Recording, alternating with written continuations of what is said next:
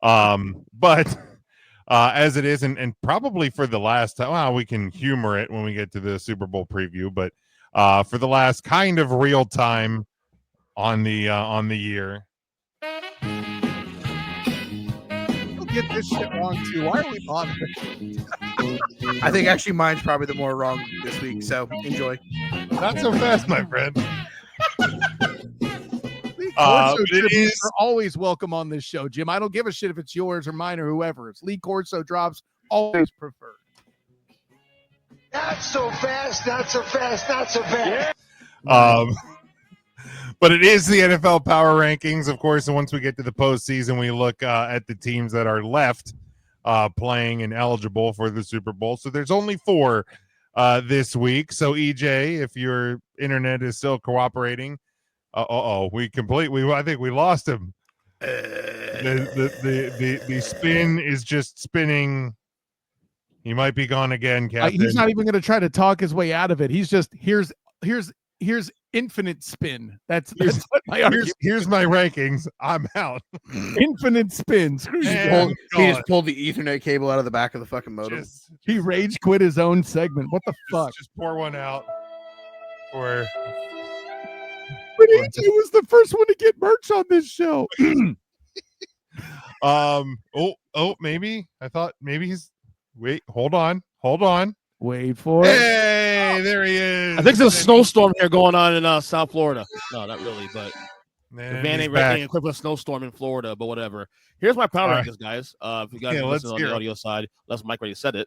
Commanders. No idea. We did not. We were just making fun of your internet. Cool, dude. Dude, I don't know what's going on today. It's been horrible the last like 25 minutes. Commanders. Jesus, before we lose you. I know. Commanders 4, Eagles 3, Bills 2, Chiefs 1. Homer. What's up? I mean, it's different than I have. I'll put the rest of us on the board. Field, baby.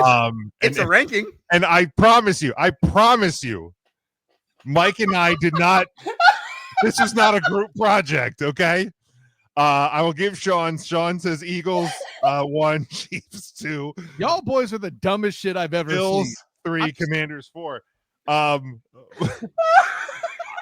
give Mike's in mine because I think Mike's broken for the second. Mike and I have Bills 1, Eagles 2, Commanders 3, Chiefs 4. And I said, I promise you, we did not work on this group together. He sent me his, and I went, oh, goddamn, kid, look at you. Listen, okay, can we remind everybody the purpose of the segment isn't to out hot take EJ? What the fuck are we doing here? Hold on.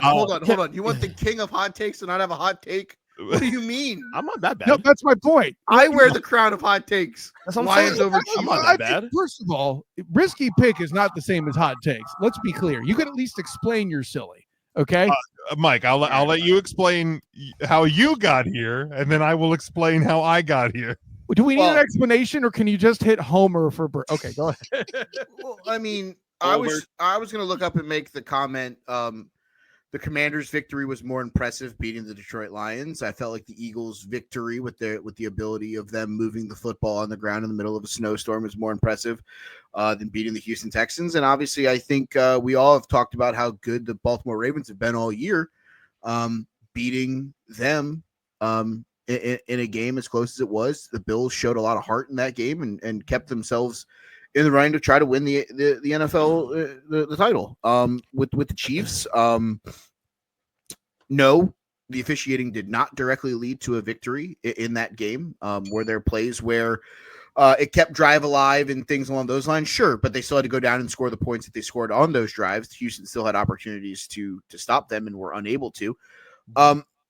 I look at it last week. I believe I had the Chiefs at, let me bring my own 3. You and I had them at 3. So I dropped them a spot specifically from the fact that I believe the Commanders' victory was more impressive than the Chiefs' victory over the Houston Texans, a team that we all had left for dead going into this week, no matter what. I'm letting you know right now. Right now, I have a phone in my hand. I'm texting Andy Reid as we speak. These power rankings that Jim and Mike have posted. God, I'm so glad he has your fucking phone number blocked. Yeah. Before he blocked it, he actually had. I have something he actually in had your common name with as Andy Reid. Yeah. Kidding. I kid. I just before that, your contact name was Florida cheesesteak guy. Cheesesteak guy. Yeah, I mean, what else would you and Andy Reid talk about? It sure as fuck isn't football. Anyway, Kool-Aid. Thank you. Kool-Aid. Nicely done, EJ Christian. Yeah, so similar to kind of Mike's reasoning. Yeah, I mean, I had the Chiefs at 3, I had the Texans. I had the Texans at 8 because I couldn't put them lower. And I thought the game was more about what the Texans with an opportunity to do didn't do. And I had the Lions at 1. They've been my number 1 team locked in to that position for 6, 7, 8 weeks. And Washington went into them and just kicked their teeth in.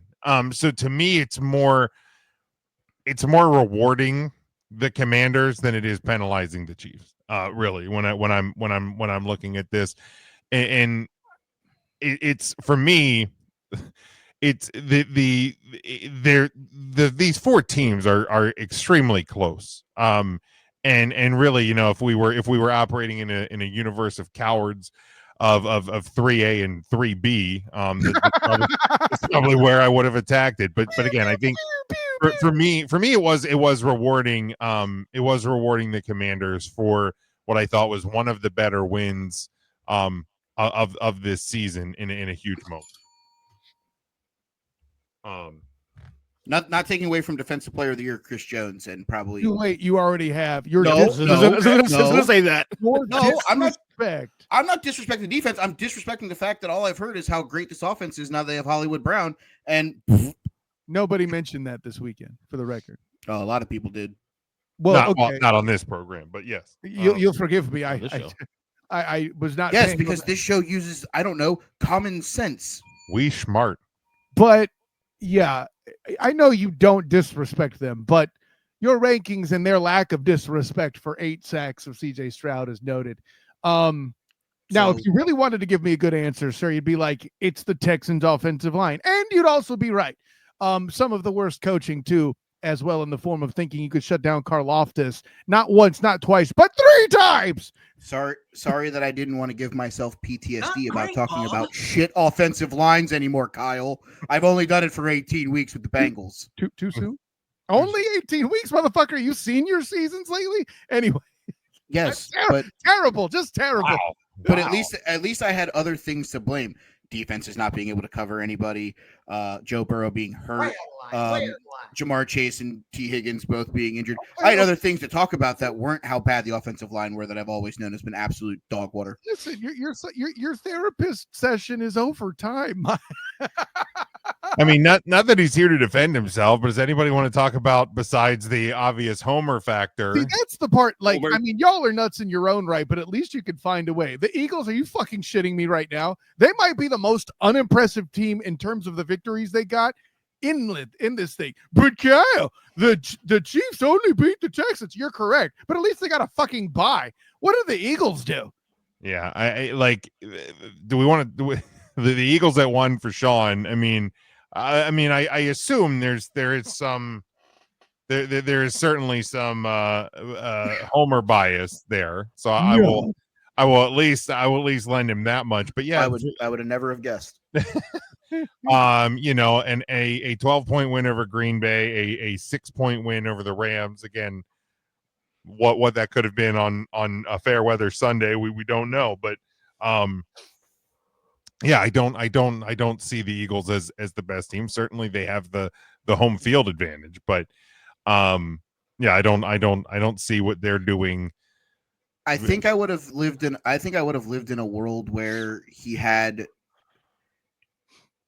Chiefs and Bills like Ernest at 1 and 2, and then Eagles and Commanders at 3 and 4, because at least at that point you could look up and be like, one of these teams is going to win the AFC, one of them is going to win the NFC, or even move the Chiefs up and move the Eagles down. I bet that's exactly what he's doing. That's what it is. You're right.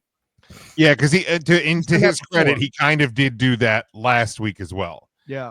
With it, but for me, I just I look at it more from the standpoint of like, if Who's better? You know, if A and B play this week, you know. Well, yeah, he's definitely said on the show, you know, I'm looking at who they're playing, and you know, I think the Eagles have the easier matchup, so I'm going to probably give them the advantage over the Chiefs or the Bills because obviously they're going to play each other. So I know he said that last week when talking about because I think we talked about the Chiefs last week on his, and he goes, "Well, I have them as high because they're playing the Texans, and the Texans suck." For consistency base, I'll at least give him that. Yeah, but consistency points. I'll even take an argument for the Bills at 4 if you want to say that they were handed the game, but Eagles at 1. What are we doing? No. Yeah, and I mean 4. That's an even bigger no. To your point, Jim. Most impressive win of the weekend. Yeah. And then but the EJs, I don't. My only issue would be the Bills behind the Chiefs. I think the Bills had the better win. I get the Chiefs have the home field in the game coming up, but I do think the Bills had the better win. The Chiefs only lost one game all year, and it was to the team that's behind them. Well, I agree. I agree with you, Jim, but I think there's a good defense in that it's more impressive, arguably. Again, this isn't what I'm thinking, but the defense I could make is on Sean's behalf is it's more impressive to get 8 sacks than it is to have a dude drop a crucial catch that could have taken the game to overtime and be handed that with all the times that the Ravens put it on the ground. It's more impressive to beat Lamar Jackson even with the turnovers than it is to beat CJ Stroud with that bad offensive line.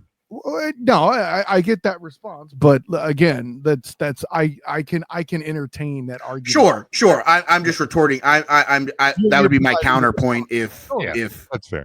Yeah, and I don't hate, even though I obviously mine are dramatically different. I don't hate having both AFC teams above the 2 NFC teams. I mean, to be fair, I would look at this rankings and say this is probably the hardest ranking to have a right or wrong answer because, to quote what we've said the last segment, vibes. What are the vibes that you get from these teams? What are the vibes that you're getting off of how good the Bills offense played against the Ravens defense and how good the Chiefs defense played against the Texans offense? I mean, there's vibes to this. There's feelings to this. There's all kinds of things that can and I mean decisions, but we're down to 4 teams. Yeah. And we started the segment with revealing our top 4s and Kyle going, "You guys are crazy." And then we kind of defended it. And it's like, okay, I don't love it, but you're not that crazy anymore. You're probably still crazy, but so you're less wrong than crazy. I'll put it that way. At the very least, we got the butt of like, okay, you haven't totally lost your minds. Don't do right. Right. Like, so, like Sean is the most wrong. Okay. He has 2 things that shouldn't be happening. Thank you, Colin. He has 2 things that shouldn't be happening. Ernest only really has 1. Yeah. What's that? The Commanders at 4. Okay. Yeah, I would agree with that assessment. That's hard to leave them at 4 the way that they went into Detroit and after beating a Bucs team that allegedly they weren't supposed to, too, by the way. Correct. On the road against everybody's favorite quarterback, Baker Mayfield. But yeah, stomping the Detroit Lions. So